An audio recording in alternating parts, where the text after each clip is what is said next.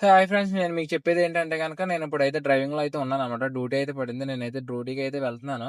ఈ డ్యూటీ టైంలో అనమాట కారు తోలే సమయంలో అయితే గనక మీరైతే ఇలా ఫోన్‌లు చూడడం అయితే కరెక్ట్ కాదు. ఫోన్‌లో అయితే చూడకండి మీరు. ఫోన్‌లు చూసి డ్రైవింగ్ అయితే చేయకండి. ఎందుకంటే గనక మనం ఎదర వెహికల్ ఎప్పుడైతే స్టాప్ అవుతుందో, ఎప్పుడు మూవ్ అవుతుందనేది మనకి చూడమనమాట. ఈ ఫోన్‌లో అయితే పడిపోయి. ఆడేసాడని బ్రేకేసాడనుకో మనం ఎళ్లి ఆడిని డైరెక్ట్ గుద్దేంగుతామనమాట. అప్పుడు బొక్క డబ్బులు కట్టాలి ఆడికి. లేదంటే ఆడికి సమాధానం చెప్పాల్సొస్తదనమాట. లేదంటే మనకేదన్నా అవ్వచ్చు ఆ టైంలోను. మీరేంటంటే కొంచెం ఎక్కడికన్నా ప్రయాణాలు గట్టా చేసేటప్పుడు గట్టానే మీరు ఫోనయితే కొంచెం పక్కన పెట్టి, ఆ ప్రయాణం అయిన తర్వాత మళ్ళీ వచ్చి ఫోనయితే చూడడం అయితే మంచిదనమాట.